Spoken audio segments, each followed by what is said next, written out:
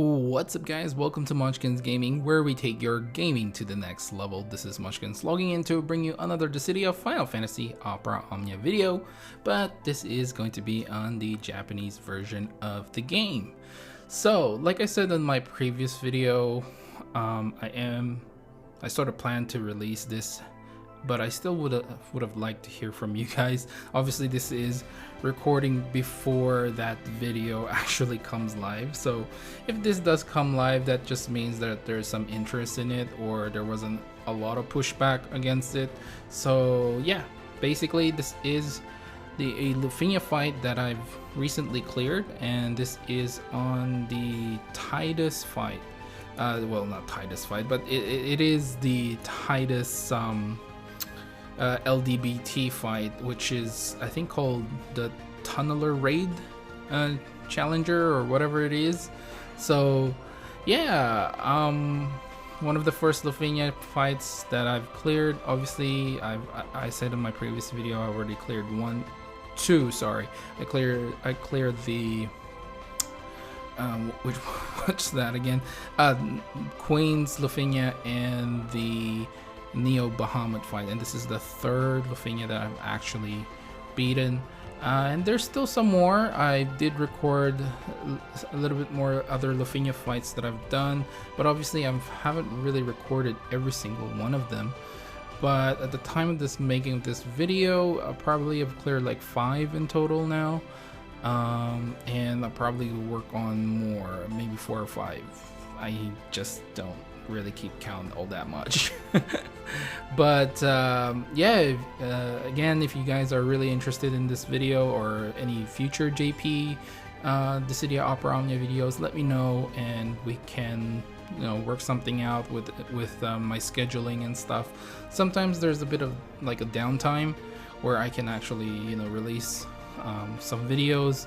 Sometimes I release like twice a day and stuff, because there's so much thing happening. I don't know if I should spread them out and stuff. Those kinds of things are really hard to really gauge, because if you release it too late, there's less, you know, people interested in it because they've already watched other people, you know, clear or whatever. But you know, I'm still interested. If you want me to keep going, let me know. And like I said in my previous video, it's not 100% that I can beat each and every one of the new Lufenias in the JP because of the character restriction that I have on the account. So with that in mind, let's talk about the fight itself. But I just forgot, make sure to click like and subscribe before anything else, and yeah, I really do appreciate it. So now let's talk about the fight itself. So this was an interesting fight. They sort of gain orbs as you use abilities that does not take any turn count, like a no turn rate count. That is an interesting mechanic. I don't know if they've done this before in other Lufenias, because obviously I'm not a JP expert, but yeah, this is really interesting. Basically, yeah, if you use any abilities with no action delays, then that just means the ticker or the Lufenia counter increases by 2. And they started off with the orb at the start of the fight, and then disappears after you get them down to less than 80%, and then after 50% it goes back up. So this fight was really made with Titus in mind, with his ability to have no action delay with his skill 1, and of course, you know, with his LD as well, you know, giving you more extra ability usage. That means you can increase the turn, the counter, the Lufenia counter. And Queen is also not too bad in this fight, with her EX being basically, if you use her EX, she will turn to this crazy mode, and you're going to be stuck with only the first, I guess I can call it a brave attack icon. It obviously changes to something else and then to another one. And basically the first one will not have any action delay, so that means you can use that to your advantage, increasing the timer once again. Now Cloud of Darkness I find to be probably the best one, at least in my case anyway, because as a friend and even as a character to use, that burst, as long as you can keep on using characters with no action delay, she just keeps on attacking endlessly. Every single attack you do, Cloud of Darkness will follow up thanks to that burst. Think of it as like Noctis. When you have Noctis's burst, you know, he follows up with an attack, and that's basically what Cloud of Darkness is. I do believe Noctis is not that great anymore in the JP version. He's fallen off, don't quote me on that. Again, I'm no expert in the JP version, but think of it like that, but as an AoE Brave plus HP attack. So it really adds up, guys. And I would really highly recommend having her as your friend unit. There are obviously other choices, like Tifa is still really good. Your own Tidus friend is going to be great as well, but I feel like the Tidus friend will just run out of turns very quickly, but you can definitely use his burst to increase the amount of Blitzball icon you have. And yeah, I found this fight to be really interesting because I never really thought of having a Lufenia counter with no action delay, and I'm trying to think in what we have in global right now who can actually do this, like characters with no action delay. And to be honest, I really couldn't think of anyone, at least on top of my head. And I'm like, no action delay, who can do that right now apart from maybe, Lightning?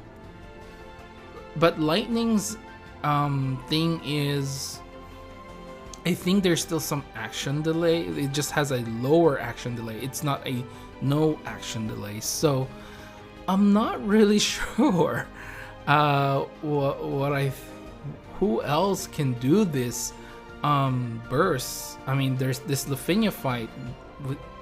If you don't have Tidus, let me know down in the comments below. I know Aphmau with her EX has no action delay. The same thing, the way that Queen does it. So basically, if you have Aphmau, I believe it can work out. I'm just trying to think. And Noctis to a certain extent, but again, by the time this release, obviously Noctis is not as good as not as good as what he was, in the JP version previously. So those are some of the interesting stuff that that I try to think about when I play this, whether there's any global version character that can actually do it. And obviously there will be more characters released that I haven't really looked at just yet, and I feel like those characters will probably get someone that can do this even without Tidus. They should really design the fight not just for one character but multiple characters, so if you don't get that character, you still have a chance to beat it. But yeah, in my head I was like, this fight was made for Tidus. I just don't know who else to bring. But yeah, an interesting fight overall. Honestly, when I first did this fight as well, when they had those magic blue aura thing, I thought I was doing they had like a defense increase. I'm not really sure. Again, translation wise, it just doesn't work. But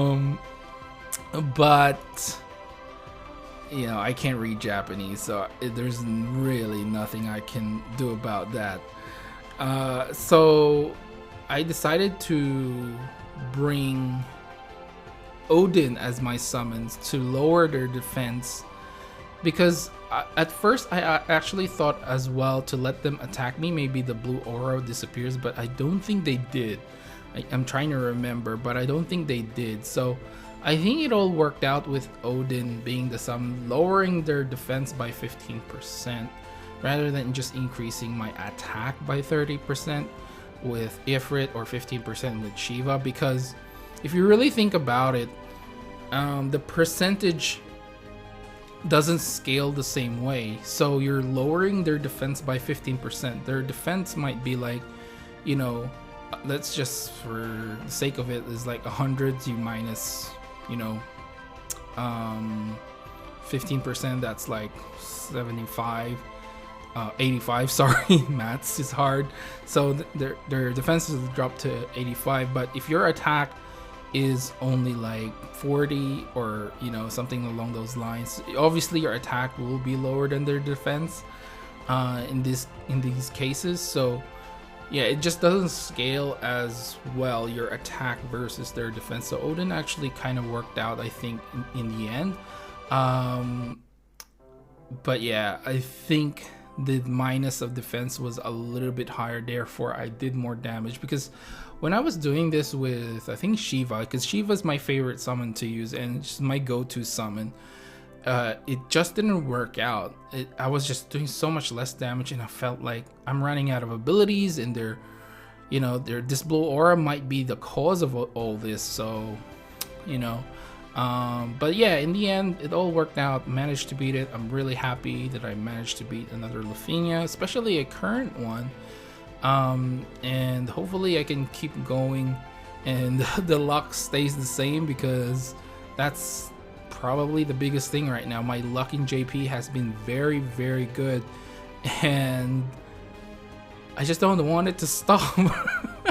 Global has already been really bad to me, so I'll be really happy if JP stays the same and just keeps giving me what I want.